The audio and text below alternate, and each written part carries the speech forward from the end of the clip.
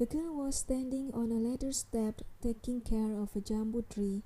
Those red fruits were covered by plastics to protect them from insects.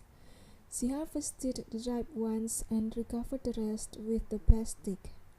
She wore Nike shoes, Levi's shorts, blue shirt with long sleeves pulled back to elbow length, diamond earrings, Apple earplugs, which connected to probably an iPhone inside her Louis Vuitton bag. This girl was either rich or everything she wore were fake. I stepped down from my car and walked toward her. "Good morning," I greeted her. "Good morning," I said. She greeted me back as she turned her head. Then I could see her face. She was as beautiful as the garden. "You know my name," I said. "Oh, everybody here knows your name," she said. "Let me guess who you are. You are either Putra's daughter or Putra's fiancée," I said, seeing a diamond ring on her finger. "Fiancée? Oh, this ring belongs to my mother. Both my parents died in a car accident a long time ago," she said. "Oh, I'm sorry," I said. "No problem. I'm Putra. Putra is my last name. First name is Mia, but everyone here calls me Putra. Although the word has modernized much, but some people still respect men more than women. That's why I like to be called Putra. I hope you don't mind to call me Putra," she said. "No," I said. "So, Putra, you're the owner of this place, I assume? You have a very beautiful garden." "Thank you," she said. "Do you know that your security guards overcharged me with their entrance fee of 300,000 rupees?" I asked. "Petra, the security guard, called me on the first time you visited and asked me to help you gain entrance to the garden. He came up with this idea of entrance fee," she said. "Susie said that you were not available," I said. "I was having my library time. Every day from 8 to 9 a.m. is my library time, and no one should disturb me except if there is an emergency," she said.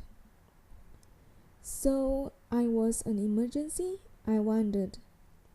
Mia laughed and said, "Oh, you won't believe what Petra said to me. He said that a handsome American came to visit the garden, so I should let him in, especially since he showed his sincerity by paying 300,000 rupees to visit the garden. Petra even said that because this man liked the garden, he might like me too. I found Petra's argument very funny, so I granted his request." "How did he know that I am an American?" I asked. "I don't know. We have one expatriate and he is an American. Maybe he thinks all white men are Americans," she said. "How could you teach your security guard to corrupt?" I asked. "Corrupt? If he didn't tell me about your visit, if he didn't ask for my permission, if he didn't report the entrance fee, then he was corrupt and I would fire him. However, he was honest to me. By the way, you should be grateful to him, because only gardeners and I may enter the garden.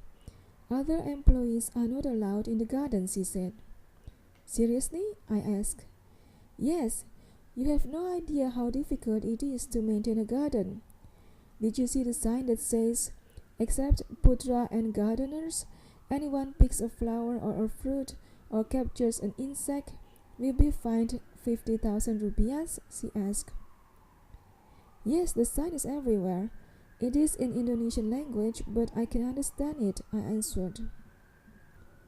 "The garden has been off limits since the beginning, but there was one incident when an employee brought his young daughter to the garden, and she picked some flowers. Her egg was captured by security cameras. I charged the employee 50,000 rupees, but he refused to pay. So, I ordered the finance department to deduct 50,000 rupees from his next salary. He was very angry when he found out. Several months later, he moved to another company.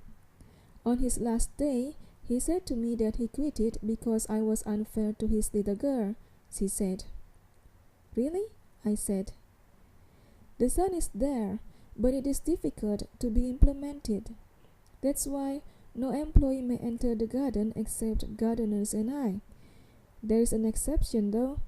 If an employee wants to get married in this vicinity, everyone invited may enter the garden. On that day, I will be lenient toward any offender. And so, some children will pick flowers and fruits, some will chase butterflies and fireflies. It is a total chaos, but we rarely have a wedding, so I can tolerate it, she said. It's such a pity. In order to protect the garden, no one is allowed to enjoy it, I said. Your high entrance fee is beyond what most of my employees are willing to pay to enter the garden, so no one is jealous of you, she said. You mean everyone knows that I pay 300,000 rupiahs to enter the garden? I asked. Yes, and I said to them that if they are willing to pay 300,000 rupiahs per person, they may also enter the garden. Of course no one wants to. They would rather wait for another marriage and enter for free, she said. That makes sense, I said. Anyway, there is something that I don't understand, she said. Why do you like my garden? I mean, here there is no sculpture, no hedges. From aesthetic point of view, a public garden is much better. This garden has a purpose of preservation, not of art. I planted fruits and flowers, so my favorite fruits and flowers will never extinct. I also collected beautiful insects for the same preservation purpose. I like the color. So many colors here.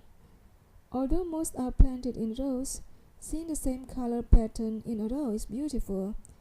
This section of jambu trees is one of my favorite spots. Some rows of big trees with vibrant red fruits. It's beautiful. Except for the plastics, I said. Oh, I'm sorry for the plastics, she said. We have a lot of insects. They love fruits. We let the fruits on the top of the trees become their food. We don't cover them. From here, those fruits look pretty, but if you look closely, you'll notice a lot of holes. Sometimes we have too many insects, so we transferred some of them, butterflies, fireflies, dragonflies, and bees, into the wild. Those poor insects. What happened to them? I asked. I am not sure, but every time we return to a place, we cannot find those beautiful butterflies and fireflies that we left previously. Maybe they were captured by humans because they are beautiful. Even so, we keep on transferring out insects to the wild. We believe the wild needs them, I said. I see, said I. In that middle of conversation, I suddenly had an idea. You know that I am a financial advisor, don't you?